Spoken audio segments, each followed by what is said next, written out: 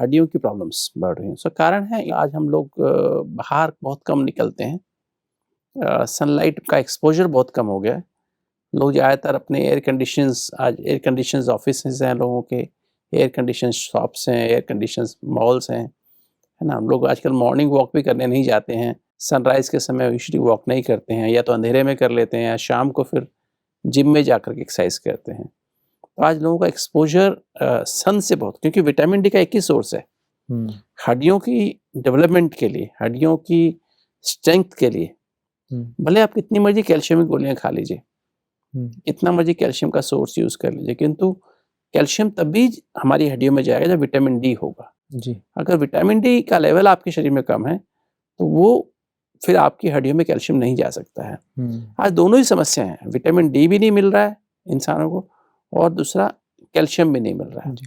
ये धूप में बैठने की आपने डॉक्टर साहब बात कही थी, ये धूप में गर्मियों में मतलब कैसे बैठा जाए? वो बैठना बड़ा मुश्किल होता है। क्या गर्मियों में भी दोपहर के समय भी विटामिन डी मिलती है अगर हम उस वक़्त में धूप में घूमते हैं तो? देखिए, अर्ली मॉर्निंग ज़रूरी नहीं कि हम धूप में घूमें। हुँ, अर्ली मॉर्निंग आवर्स में, जैसे अर्ली मॉर्निंग का मतलब मैं कह रहा हूँ जैसे 8 बजे के आस-पास, जी, या इवन 7 से 8-9 बजे हुँ, तक भी हम लोग धूप से अपनी बॉडी को एक्सपोज़ करें। हुँ, कमरों में बैठने के पहले थोड़ा खुले में बैठें, है ना? हुँ, ब्रेकफ़ास्ट कर रहे हैं, लंच कर रहे हैं, डिनर कर रहे हैं, मैं थोड़ा खुले में एक्सपोज़ करें अपने आप को। हुँ, आज लोग अपने आप को एक्सपोज़ नहीं करते हैं। जी, आज ज़्यादा इंडोर एटमॉस्फेयर में ज़्यादा रहते हैं। हुँ, मतलब सारी दिनचर्या ही आज इंडोर हो गई है ना? आज लोगों को सन सन से एक्सपोज़र ही बहुत कम हो गया है। हुँ, तो उसी कारण से विटामिन डी नेचुरली बनता था हमारे पूरे शरीर में। अब हमारे शरीर में विटामिन डी मिलता ही नहीं है, मतलब बनता ही नहीं है। सब्जियों में जो कैल्शियम होता है, सीताफल जैसे, जिसे हम कोला भी कहते हैं, बड़ा पेठा होता है ना, हुँ, कद्दू, हुँ, जी, उसमें बहुत अच्छा कैल्शियम होता है। ऐसे बहुत सारी हरी सब्जियों में कैल्शियम होता है, पर यूजुअली कॉम्प्लेक्स फॉर्म में होता है, जो अधिकतर वेस्ट हो जाता है, जो अधिकतर एब्ज़ॉर्ब नहीं होता है। और अगर कैल्शियम खा भी लिया हमने, टैबलेट्स भी खा ली, तो विटामिन डी नहीं है तो हमारी बॉडी में, हड्डियों में नहीं जाएगा। हुँ, तो कैल्शियम भी आज लोगों ने क्या किया है, आज लोगों को काफ़ी दिमाग में लोगों के आ गया कि दूध, जैसे नेचुरल दूध मिलना बंद हो गया। जैसे जो हुँ, रियल दूध, जो गाय भैंस का दूध पहले मिलता था, जी, हर शहर में, गाँव में तो था ही। आज गाँव में भी लोगों ने अपने आप को, मतलब उस दूध से, बल्कि आज तो सब जगह डेयरी का मिल्क मिलता है, हुँ, पैक्ड मिल्क मिलता है, जो उसको प्रोसेस किया जाता है, जिसमें काफ़ी सारा विटामिन डी या और चीज़ें खत्म हो जाती हैं। हुँ, कैल्शियम भी, मतलब अधिकतर जब इतने हाई टेम्परेचर पे उसको पास्चराइज़ करते हैं, कुछ करते हैं, तो काफ़ी मात्रा में कैल्शियम भी, सारा प्रोटीन्स भी डीनेचर हो जाती हैं। हुँ, तो बेसिकली आज जो हमें एटमॉस्फेयर, जो समाज से जो मिलना चाहिए, कैल्शियम और विटामिन डी, तो ये जो सबसे बड़ी समस्या ये वाली है। एक तो मतलब फिज़िकल लेवल पे ले रहे हैं हम हुँ, लोग, ये 2 चीज़ों की विशेष कमी हो गई है। तीसरा जो है, हमारी डाइट में प्रोटीन की भी ओवरऑल कमी है। भारत में एक नियम जी, है कि लोग प्रोटीन का, जैसे कंटेंट, उनके ऊपर फ़ोकस नहीं है प्रोटीन का। हुँ, जो वेजिटेरियन है, हम लोग खाली अगर गेहूँ और चना, मतलब गेहूँ और दाल, ये दोनों मिलके, गेहूँ में जो व्हीट में, या इसमें चावल में जो प्रोटीन होता है, एक अमीनो हुँ, एसिड होता है, एक एक अमीनो एसिड कमी होती है ना? वो अमीनो एसिड दालों में मिल जाता है। पहले ज़माने में हम लोग गेहूँ और चने की रोटी खाते थे, जिसे हुँ, मिस्सी रोटी कहते थे। मिस्सी रोटी, और अभी क्या, लोग गेहूँ की रोटी खाते हैं, और दाल अधिकतर कई बार नहीं खाने में होती है। हुँ, तीनों टाइम तो दाल नहीं ले सकते हैं आप, एक टाइम दाल लेंगे, कई बार एक टाइम भी दाल नहीं मिलती है। हुँ, तो हमें तीनों टाइम एक्चुअली हमारा गेहूँ जो है ना, मतलब हमें गेहूँ में एक रेशियो रखना चाहिए, 6 किलो गेहूँ, 2 किलो चना। अगर हुँ, इस रेशियो में अगर हम आटा बनाते हैं, तो आई थिंक हमारा जो प्रोटीन कंटेंट है, वो भी अच्छी मात्रा, क्योंकि कार्टिलेज जो बनता है बोन का, वो बनता ही प्रोटीन से है ना? और उसमें ओके, विटामिन डी फैट से आता ओके, है ना? तो और कैल्शियम दूध से आता है। और विटामिन डी का मेन सोर्स जो है, फैट एंड सन एक्सपोज़र, हुँ, बिना सन के एक्सपोज़र के नहीं हो सकता है। इसलिए आज मुझे ध्यान है, हम लोग, मुझे 40 साल हो गए मेडिकल प्रैक्टिस करते हुए, एमबीबीएस किए हुए, और हमें तो याद है कि हम लोग रेगुलर विटामिन डी किसको नहीं देते थे। अभी तो हुँ, लोग, हर एक को विटामिन डी देना पड़ रहा है। अब विटामिन डी का लैक ऑफ जी, विटामिन डी हुँ, विटामिन डी डेफिशिएंसी से आजकल हर चीज़ में पता लग रहा है कि हार्ट की बीमारी भी उसी वजह से होती है। हुँ, ब्लड प्रेशर में, डायबिटीज़ में, इन्फेक्शंस बार-बार होने में विटामिन डी कमी होती है। विटामिन ओके, डी को देना पड़ता है, हमको बाहर से देना पड़ता है, और विटामिन डी हमारा लेवल मेंटेन रहना चाहिए। तो हमारा मतलब नॉर्मल हमें रखना चाहिए विटामिन डी, ना, उसके अगर हम लेवल कम रहता है, तो हमें फिर प्रॉब्लम होती है। स्पेशली ओल्ड एज जी, में 50 साल के बाद तो हमें विटामिन डी को बहुत ध्यान से अपना हुँ, विटामिन डी चेक कराना चाहिए, कम है तो उसको मेंटेन फिर हुँ, करना चाहिए। भले हम विटामिन डी के सैशे पैक्स आते हैं, टैबलेट्स भी आती हैं, उसको हमें रेगुलर बेसिस पे लेना चाहिए। जैसे हम लोग 60,000 यूनिट्स जी। और 8 हफ्ते हम रेगुलर ले लें, और फिर हम उसको, जो मेल्स हैं वो महीने में 1 बार लें, 1 कप दूध में मिला के, और जो फीमेल्स हैं, लेडीज़ हैं, 50 साल से 45 बल्कि 40-45 साल के ऊपर ही उनको शुरू कर देना चाहिए, और उनको फिर 15 दिन में 1 बार विटामिन डी का सैशे 8 हफ्ते लगातार लेने के बाद जी। उसे मेंटेन करने के लिए पहले लेना चाहिए। 1 सप्ते में 1 बार लें और फिर 1 15 दिन सप्ताह में में 1 बार 8 हफ्ते तक, उसके बाद फिर जो हमारी जो लेडीज़ हैं, जो महिलाएँ, बहनें, माताएँ हैं, वो हर 15 दिन में लें, और जो मेल्स हैं वो मास में 1 बार लें। ओके। तो उससे उनके विटामिन डी लेवल ठीक रहेगा। और दूध जो है एक रेगुलर मात्रा में हमें विटामिन जो है ना, अगर विटामिन डी ठीक है तो कैल्शियम हमें कहाँ से मिलेगा? दूध से मिलेगा, दही से मिलेगा। तो हमें दूध और दही लेना चाहिए, हालाँकि भले उसको हम फैट निकाल दें। वैसे ज़्यादातर लोग ना कैल्शियम पे तो फ़ोकस करते हैं, मतलब कैल्शियम हमें मिलेगा, चीज़ें खाएँगे। पर विटामिन डी की तरफ वो जो समझते हैं ना कि जी। विटामिन डी, जो कैल्शियम समझते हैं कि हमें वहाँ से मिलेगा, सब्जियों से मिलेगा या हरी सब्जियों से मिलेगा, वो हमें एक्चुअली वो एब्ज़ॉर्ब नहीं हो पाता है। आजकल वो जो रेशो, जैसे हम पहले खाते ना, पेठा खाते थे, पेठे की सब्जी या जी। उसकी कद्दू की सब्जी, उसमें मेथी ज़रूर डालते थे। वो ज़रूरी था उस कैल्शियम को रिलीज़ करने के लिए, जो उसके अंदर सब्जी के अंदर। आजकल वो चीज़ कॉम्बिनेशंस ख़त्म हो गए, प्रॉपर जो है कॉम्बिनेशन नहीं रहे हैं, जिसकी वजह से वो हमें मिल नहीं पाता है। तो कहीं न कहीं इसमें डेफिशिएंसीज़ हैं। ये तो फिज़िकल लेवल की बात हो गई ना। हमारे मानसिक लेवल पे और स्पिरिचुअल लेवल पे, क्योंकि इंसान में खाली, जैसे हमने बात की ना, पहले ही बात की है, स्पिरिचुअल, मेंटल और फिज़िकल लेवल। तो स्पिरिचुअल लेवल पे क्या प्रॉब्लम है, जिसकी वजह से हमारी बोन्स कमज़ोर होती जा रही हैं। मेंटल लेवल पे क्या प्रॉब्लम, उसकी वजह से हमारी बोन्स प्रॉब्लम होती जा रही हैं। और फिर हमारा फिज़िकल लेवल पे तो हमने बात कर ली कि हमारा डाइट में प्रॉब्लम है, जी। और डाइट और सन एक्सपोज़र में, आहार और विहार में प्रॉब्लम है। आहार हमें ठीक करना होगा, उसमें प्रोटीन, फैट और कार्बोहाइड्रेट्स और विटामिन डी, है ना, अच्छी मात्रा में, और कैल्शियम भी बाहर से लेना होगा। ये तो हमने आहार की बात कर ली। विहार, ज़्यादा से ज़्यादा हमें वॉकिंग करना है। वॉकिंग जितनी करेंगे ना, हम खुली हवा में करेंगे, सन में करेंगे, थोड़ा-सा पार्शियल सन में, थोड़ी छाया में, थोड़ी धूप में। जैसे कई बार नहीं होता, बीच-बीच में छाया आती है, बीच में धूप आती है। तो हम थोड़ा-सा अपने आप को बहुत गर्म भी नहीं करें, एक्सपोज़ थोड़ा सन से होना बहुत ज़रूरी है। अंदर कमरे में बैठने की बजाय आप बाहर बैठें, आँगन में बैठें, छत पे बैठें, वहाँ नाश्ता कर लें, थोड़ी देर खुली हवा में बैठें, ज़्यादा समय एयर कंडीशनिंग में मत बिताएँ। तो उससे आप देखेंगे आपके अंदर जो है हमारे समाज में ओवरऑल, अगर हम चाहते हैं हमारे समाज में हड्डियों की तकलीफ़ें कम हो, जोड़ों की समस्या कम हो जाए, तो ये हमें करना होगा। ये हमारा फिज़िकल लेवल पे। अच्छा, कुछ लोगों को ज़्यादा विटामिन डी की प्रॉब्लम होती है, तो वो धूप में बैठें, तो मतलब कितने दिन में उनको थोड़ा असर सी अगर हमारे सपोज़, ये तो मैंने कहा, ये विटामिन डी मेंटेनेंस के लिए है। अगर हम सनराइज़ से, किंतु अगर हमें डेफिशिएंसी होगी तो हमें दवाई लेनी पड़ेगी। ओके। सपोज़ मुझे डेफिशिएंसी है, मुझे हड्डियों में बहुत दर्द रहती है, मुझे तकलीफ़ है, और मैं विटामिन डी का लेवल में टेस्ट कराया, बहुत लेवल लैबोरेटरी में कम आया, तो मुझे दवाई तो लेनी पड़ेगी, ठीक है? मतलब विटामिन डी बाहर से लेना ही पड़ेगा। मतलब एज़ ए न्यूट्रिशन सप्लीमेंट मुझे, जैसे मैंने बताया आपको, 8 हफ्ते तक रेगुलर, और फिर 15-15 दिन में बहनों में, और महीने में 1 बार भाइयों में, वो रेगुलर। और कैल्शियम की भी हमें बाहर से दूध और दही के रूप में अच्छी मात्रा में, मतलब वो 15 दिन में 1 बार और महीने में 1 बार लाइफ टाइम मतलब लेते रहो ऐसे? लेते रहना चाहिए। और चेक करा लें बीच में, कभी 6 महीने में, 1 साल में कभी चेक कराना तो करा लें।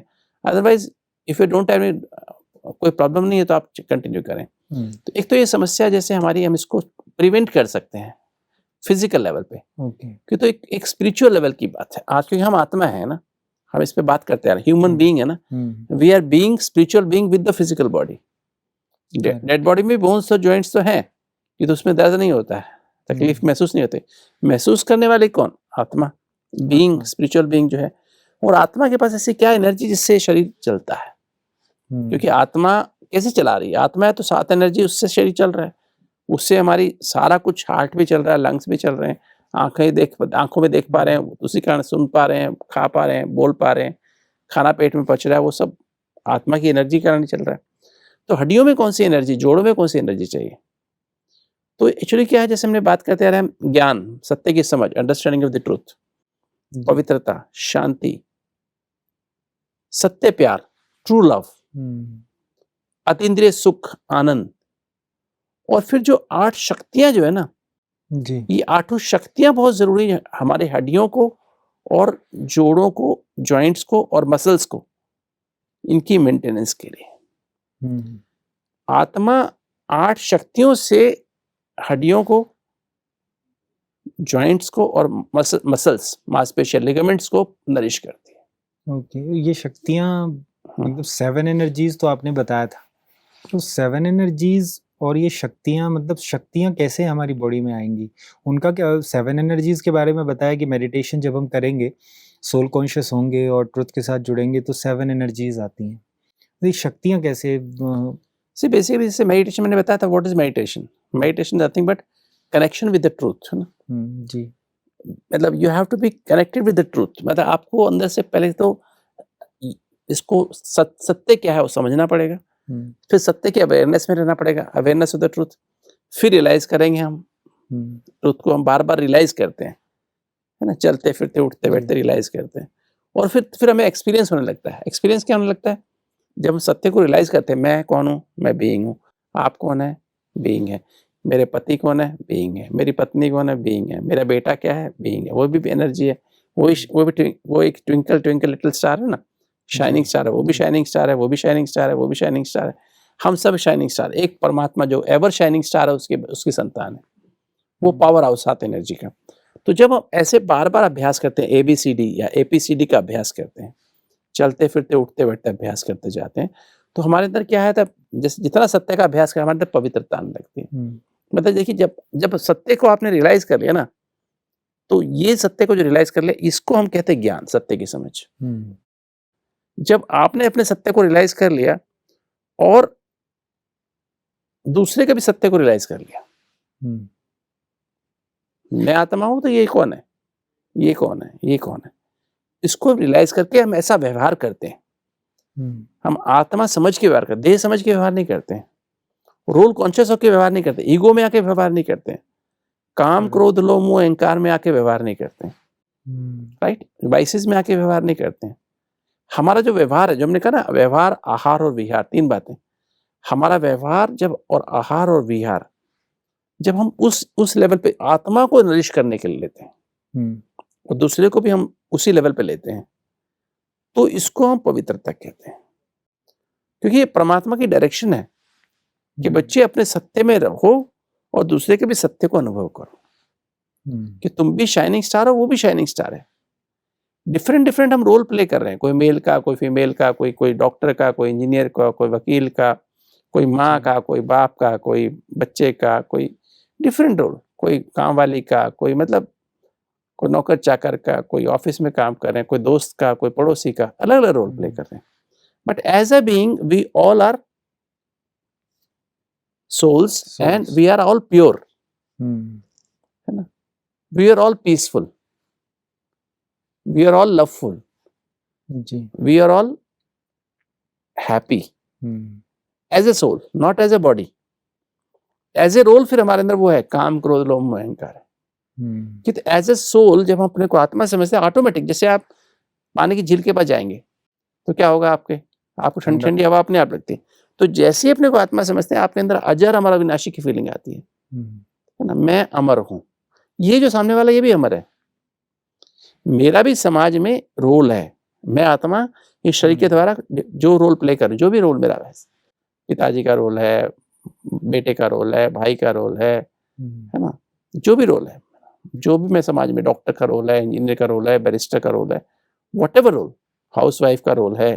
तो ये जब हम रोल प्ले तो पवित्रता जैसे आई ना और फिर जब हम पवित्र रहने लगते हैं, तो हमारे मन में जब पवित्र माना जब हम दूसरे को देखते तो हम हमारी जो जितनी भी नेगेटिव जो बातें होती हैं पास्ट हुँ, की बातें, वो सारी बॉडी कॉन्शियस पे आधारित मैंपन, मेरेपन पे आधारित होती हैं। हुँ, जब हम अपने को बॉडी कॉन्शियस, रोल कॉन्शियस से ईगो आती है, अटैचमेंट आती है। जी, जब हम अपने आप को उससे रियलाइज़ करने लगते हैं तो क्या होता है, ऑटोमेटिक हमारे अंदर शांति आ जाती है। पास्ट की हुँ, बातें खत्म, भविष्य की चिंता खत्म, तो हम पीसफुल हो जाते हैं। Correct. Peace means less number of thoughts हुँ, वर्तमान में। जैसे फिर लव लव माना फिर हम जब एक-दूसरे को ऐसे करने लगते हैं तो हम लव माना एक-दूसरे को हम एक्सेप्ट करने लग जाते हैं। हुँ, क्योंकि आप अलग एक्टर हैं, मैं अलग एक्टर हूँ। जी, विलेन का किसी कोई कभी विलेन का रोल हो सकता है, कभी हीरो का रोल हो सकता है, कभी हीरोइन का रोल हो सकता है। अलग रोल है ना, डिफरेंट है ना? क्योंकि भई जी, ये रंगमंच है, इसमें और हम मुझे उसको रिस्पेक्ट देनी है। हुँ, हर एक रोल को एक्सेप्ट करना, इसी को प्यार कहते हैं।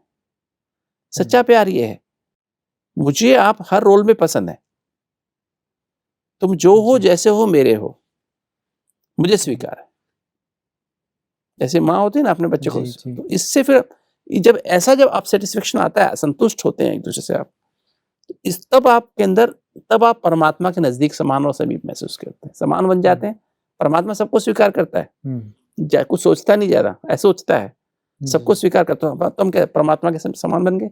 परमात्मा नहीं बने पर समान बन गए, हमारे अंदर क्वालिटी आ गई, तो हम उसके समीप चले जाते हैं। ये जो एक बहुत सुंदर फीलिंग आती है परमात्मा के साथ की, जो आप सोचते वो होने लगता है और उनकी प्रॉक्सिमिटी महसूस करते हैं, इसको अतीन्द्रिय सुख की अनुभूति कहते हैं। फिर अतीन्द्रिय सुख की अनुभूति होने लगती है, सुख की अनुभूति होने लगती है, अंदर से आप बहुत अच्छा महसूस करते हैं, और फिर आनंद की अनुभूति होने लगती है। और जब आनंद माना, इच्छा जब खत्म हो गई तो आप आनंद माना, तब उसमें एब्जॉर्ब हो जाते हैं, उस सागर के साथ, उस पावर हाउस के साथ एक लवलीन हो जाते हैं उसमें। तब आपके अंदर, तब आपका विवेक जागृत होता है।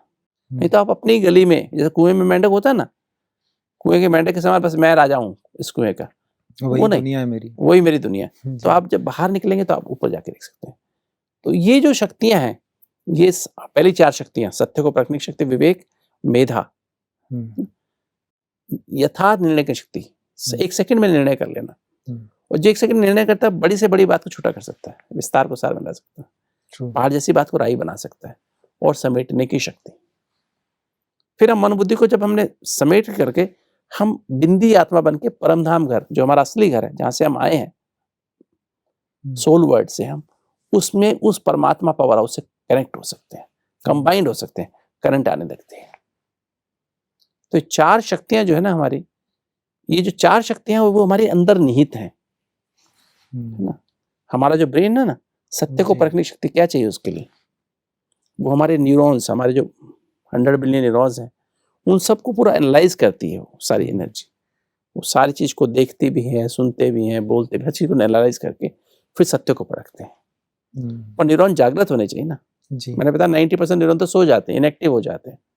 नेगेटिव, जब हम नेगेटिव सोचते हैं, नेगेटिव, सत्य के बजाय असत्य है, पवित्रता में रहते हैं, इसका कि लोगों से अटैच हो जाते हैं, टू मच लोगों के साथ, गलत वातावरण, गलत व्यवहार में खो जाते हैं, अशांत विचार, पास्ट के विचार, भविष्य के विचार आते रहते हैं, ये ऐसा, क्रोध करते हैं, किसी के प्रति गलत बातें उसके साथ व्यवहार करते हैं, बदला लेने की भावना रखते हैं, अंदर दुखी दुख भरा रहता है, गम ही गम भरे रहते हैं, उदासी आ जाती है, डिप्रेशन हो जाता है। तो क्या होता है, हमारे ब्रेन के सेल्स इनएक्टिव हो जाते हैं, विवेक सो जाता है, राइट को रॉन्ग और रॉन्ग को राइट करने लगते हैं, निर्णय कर ही नहीं पाते, कंफ्यूज रहते हैं, है ना। बुद्धि, निर्णय शक्ति भ्रष्ट हो जाती है, तो राई पहाड़ बन जाती है, छोटी समस्याएं बड़ी बन जाती है। तो हमें विस्तार को सार में शक्ति, तो ये जो हमारी एनर्जी यहाँ पर है, ब्रेन की सेल्स के अंदर है, वो सत्य को परखने की शक्ति और मेधा, वो न्यूरॉन्स के अंदर है। न्यूरॉन्स में भी जोड़ होते हैं ना, जॉइंट्स होते हैं, आपस में न्यूरोट्रांसमीटर्स के थ्रू वो कंडक्ट होते हैं। फिर गर्दन जैसे हमारी है, वो क्या है, गर्दन और कमर, विस्तार को सार में लाने की शक्ति। हम छोटे से बन सकते हैं ना, छोटे से कर सकते हैं। तो हमारी रीढ़ की हड्डी और गर्दन की और रीढ़ की हड्डी, ये विस्तार को सार में लाने की शक्ति, जैसे ना कछुआ जैसे होता है ना। और फिर हमारे घुटने, अगर वो उठ के यहाँ से जाना है तो हमें घुटने चाहिए नहीं चाहिए, तो घुटने की, तो ये समेटने की शक्ति, पैकअप करने की शक्ति है ना।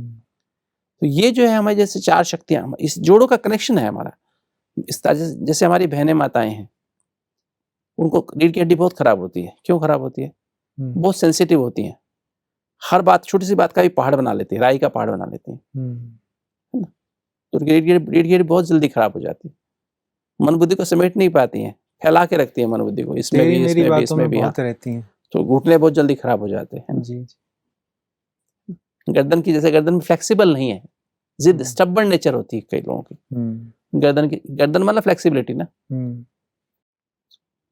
पावर टू सी बैक, पीछे आगे पीछे देख सके आदमी ना, वो पावर नहीं है, बस या तो एक ही तरफ देखेंगे जी। कई लोग पास्ट में खोए रहते हैं, कोई लोग आगे ही देखते रहते हैं जी।